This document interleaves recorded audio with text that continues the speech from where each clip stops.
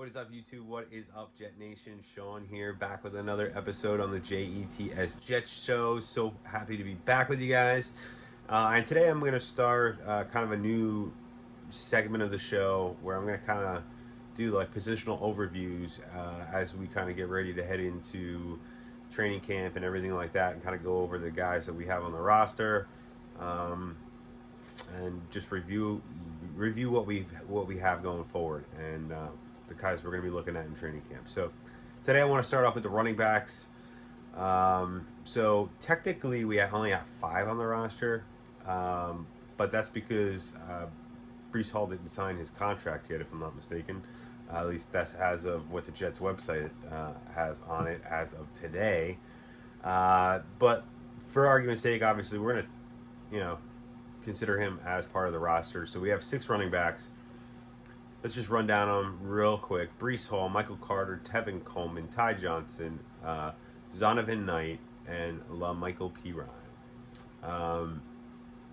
So personally, I think the top 2 and even the top 3 are pretty solid locks for the roster at this point. I mean, I think everybody knows that we're going to have a 1-2 punch of Breece Hall and Michael Carter.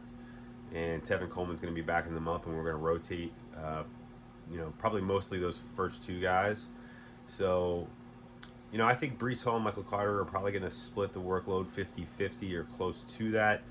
I think they have, in some ways, a very similar skill set. But I do think Breece Hall is a little bit more of a bruiser and can take a beating a little bit more. Let's talk about it. So Michael Carter, 5'8", 201. I do think he'll remain as the starter, at least starting the season. Great with the ball, when he has got the ball in his hands. Great receiver out of the backfield. And you know what he proved last year? He can run up the middle too, and he could be physical even though he's a tad bit smaller. Then we got Breece Hall, who checks in at 6'1", 220. So he's got 20 pounds on Michael Carter. So he's going to be a little bit more durable, physical. He's got the speed. He could break plays at any point, anytime he touches the ball, which is something I know the Jets have emphasized a lot when building this roster, this offense in the offseason. But I do think he complements Michael Carter tremendously well. And I do think he can maybe be a little more physical at the line of scrimmage and up the middle, especially on short yardage. This way we could kind of save Michael Carter's body a little bit, since he's a little bit smaller guy.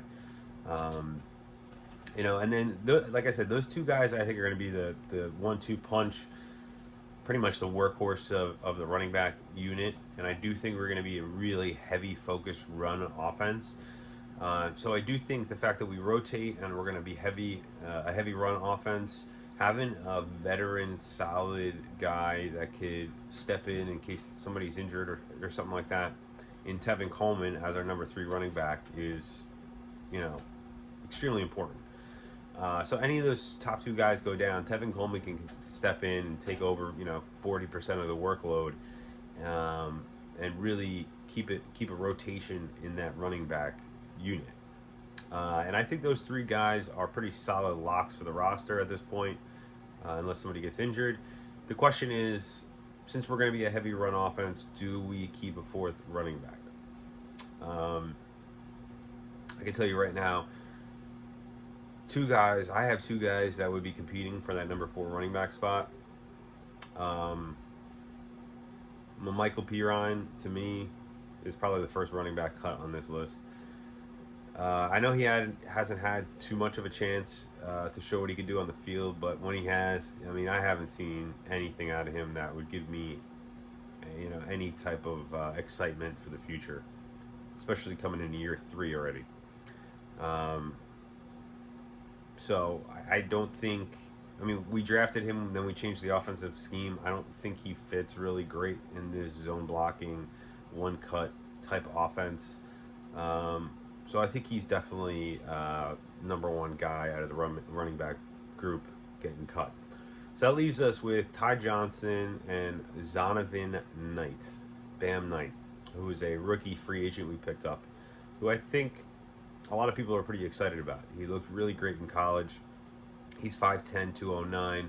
Ty Johnson, 5'10", 210. So very similar builds in these two guys, but I have to say, I like some things I saw out of Ty Johnson last year, but you know, he did drop a lot of balls, a lot of passes. Fumbled a couple times. You know, he had his chance, and I think if Zonovan Knight can show anything in training camp, I think he has the upper hand to get in that fourth running back spot if we keep 4. I could also see them trying to stash a guy like Bam Knight on the practice squad. You know, I think he's probably a guy that could clear through waivers after training camp, so I do think that's something you could do. And I definitely think whether we keep 4 on the roster to start this season or not, I do think we will bring in a fourth running back at some point during the season, because somebody's going to get hurt and we're going to need another body. So if we can stash Zonovan Knight on the practice squad, that would be my ideal move in cutting Ty Johnson and LaMichael Piron. So that's kind of my review of the running back position. Stay tuned for the next position review. We're going to be going through each position, probably like 12 episodes to do so. So if you like the show, like the content, obviously you know what to do. Subscribe, like, hit that notification bell so you can get updates on my next episodes. So when we hit, you know, whatever your favorite position is on the roster, when we hit that position, you'll get notified of when that video gets launched. And as always, appreciate you guys. We'll see you on the next one. Peace.